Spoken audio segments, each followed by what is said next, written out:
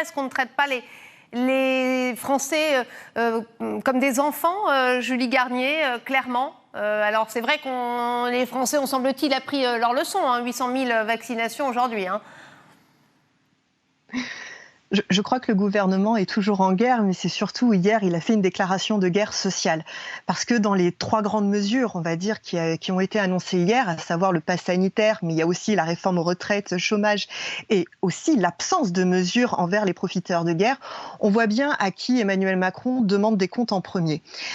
Sur le vaccin, pour revenir sur le pass sanitaire, bien évidemment, le premier de ses réflexes, comme à chaque fois, c'est de revenir sur les libertés.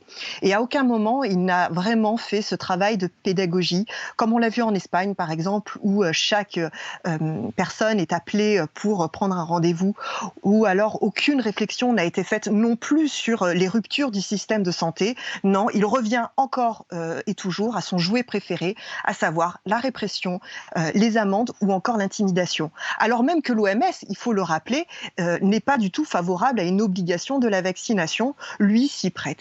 Et je crois que ce qui est dommage, c'est qu'on passe à côté du constat que l'on devrait faire, c'est qu'il y a un aveu de la défiance politique aujourd'hui.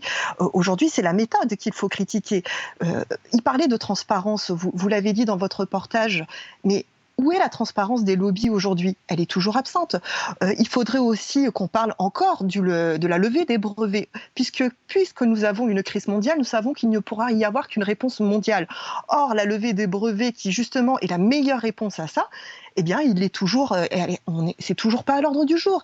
Or, on sait très bien que même si on vaccine les soignants et même si on vaccine l'ensemble de la population, nous ne sommes pas à l'abri de variants venus d'autres pays qui n'ont pas eu les mêmes vaccinations. Et ça Alors, aussi, c'est un vrai sujet qu'il n'a pas abordé. Juste oui, quand même, pour dire ce qu'il faut retenir, c'est que mettre en avant l'intérêt général, quand on se pose la question de où est encore la levée de brevets, où sont encore les grands investissements des hôpitaux, où sont les excuses pour les mensonges, mettre en avant l'intérêt général quand derrière c'est de la manipulation et des mensonges, ça fait vraiment mal quand même.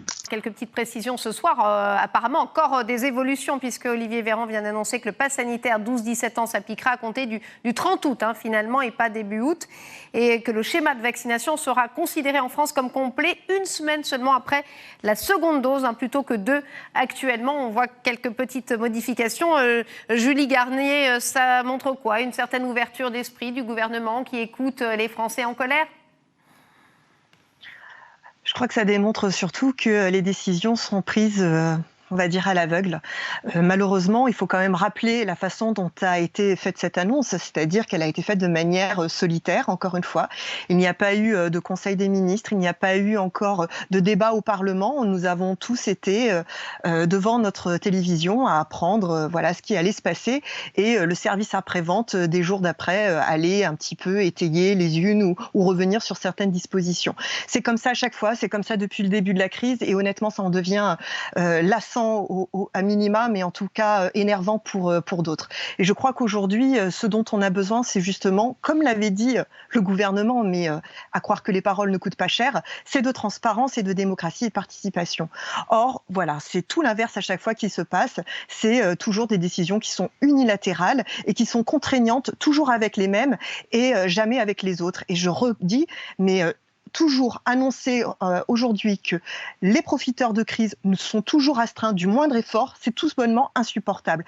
Alors qu'on a besoin d'un plan massif dans les hôpitaux, alors qu'on a besoin d'un plan massif dans les services publics, alors qu'on a besoin d'un plan massif dans l'éducation et dans les écoles, qu'est-ce qu'on voit? C'est qu'aujourd'hui, alors que 8 Français sur 10 sont pour une taxation des profits, eh bien, le gouvernement se refuse toujours à mettre à contribution ceux qui se sont enrichis pendant la crise.